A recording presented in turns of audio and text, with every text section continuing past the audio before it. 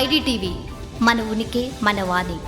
మరోసారి సామాన్యుడి మీద పెట్రోల్ భారం మోగబోతోంది. వరుసగా రెండోసారి పెట్రోల్ ధరలు పెరిగాయి. వారంలో వరుసగా రెండోసారి పెట్రోల్ ధరలు పెరగడం అందరినీ ఆశ్చర్యానికి గురిచేస్తుంది. ఢిల్లీలో లీటర్ పెట్రోల్ ధర 98.64 చేరగా ఇక డీజిల్ పెట్రోల్ ధర 91.58 చేరింది. ఈ ప్రభావం నిత్యావసర వస్తువుల మీద ఖచ్చితంగా ఉంటుందంటున్నారు ఆర్థిక నిపుణులు.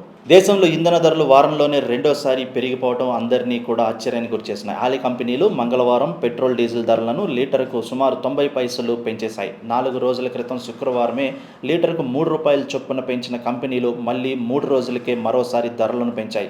90 పైసల పెంపుతో దేశ రాజధాని ఢిల్లీలో పెట్రోల్ లీటర్ ధర 97.77 నుంచి 98.64కు చేరుకుంది. ఇక డీజిల్ విషయానికి వస్తే ₹90.60 నుంచి 91.58కు డీజిల్ పెరగటం కూడాను సామాన్యుడికి గుదిబండగా మారింది. ఈ ప్రభావం ఖచ్చితంగా నిత్యావసర వస్తువుల మీద ఉంటుందంటూ కూడాను వార్తలు వినిపిస్తున్నాయి. ఇక మొన్నటికి మనం ₹3 అనూహ్యంగా పెంచిన పెట్రోల్ ధరలు మళ్ళీ రెండోసారి 90 పైసలు పెరగటం గమనార్థము.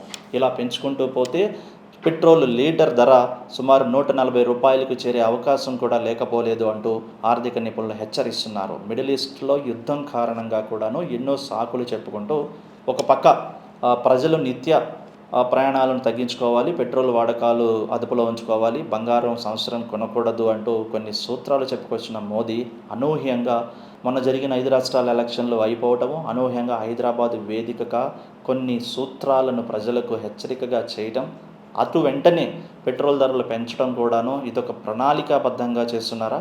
నిజంగానే దేశ ఆర్థిక పరిస్థితి క్లిష్టంగా ఉందా? అందుకే ప్రధాని 7 సూత్రాల పొదుపు మంత్రాలను ప్రజల ముందు ఉంచారా అంటే మాత్రం అనుమానాలు రేకెస్తున్నాయి. ఇప్పుడు అనూహ్యంగా పెట్రోల్ బాంబు పేలింది. అసలే ఆర్థిక పరిస్థితి బాలేదు. బంగారం ధరలు ఆకాశాన్ని అంటుతున్నాయి. నిత్యావసర వస్తువుల ధరలు ఇప్పటికే భారంగా మారిన ఈ తరుణంలో పెట్రోల్ ధరలు పెరగటం ప్రజలను మరొక కష్టకాలంలోకి నెట్టేసింది.